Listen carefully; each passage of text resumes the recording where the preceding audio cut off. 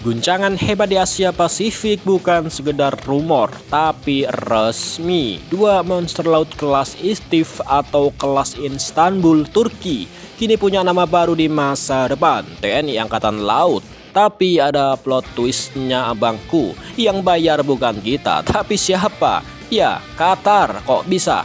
Ya, bisalah. Emangnya lu makan gorengan 10, bilangnya 1. Canda bos. Ini namanya definisi sobat kental. Turki yang punya teknologi, Indonesia yang butuh barangnya. Qatar yang gesek kartu senilai 17,7 triliun rupiah untuk 2 kapal perang canggih kelas Istif. Persis kayak luang makan di restoran mewah, pas mau bayar teman lu bilang, udah pakai kartu gue aja. Respect buat Barzan Holdings, pahlawan dari Qatar kita yang satu ini. Tapi bayar tetap bayar. Indonesia harus mencicilnya dengan bunga yang kompetitif pastinya.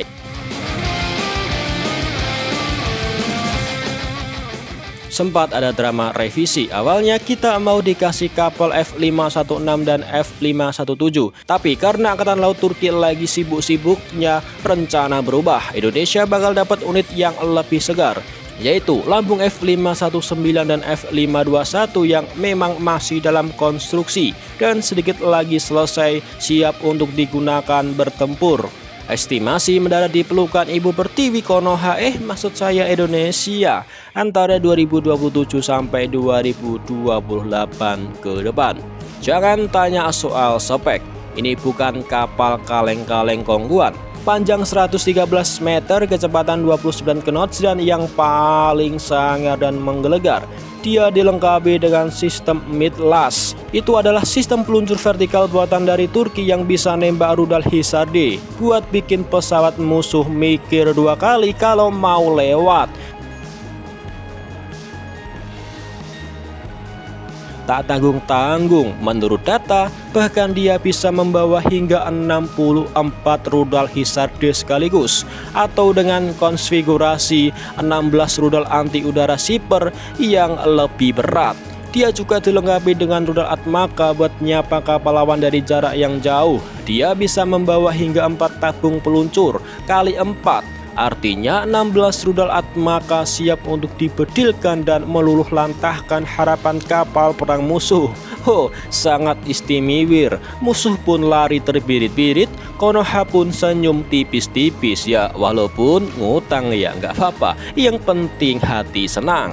Intinya, kapal ini adalah mandiri banget, nggak bergantung sama spepat barat melulu. Untuk misi penghancur kapal selam pun dia sangat bisa.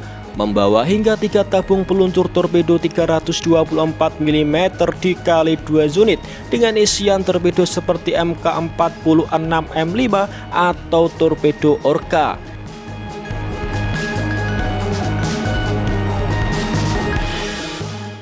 Tidak cukup di situ saja, di bagian buritan kapal dia sanggup membawa sebuah helikopter anti kapal selam seperti S-70B Seahawk dan pesawat tak berawak alias UAV.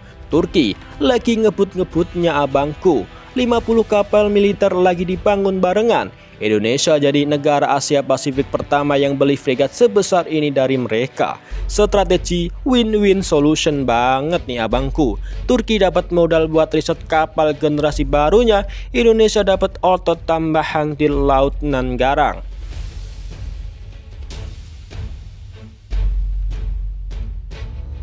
Satu-satunya masalah cuma kita satu saja. Kita harus sabar nunggu sampai tahun 2027. Ya paling cepat tahun depan lah. Kalau ngebet kayak jamet ya asem, nggak sabaran enyong. Jadi buat tetangga sebelah tok dalang, mana tok dalang, jangan mancing emosi dulu ya.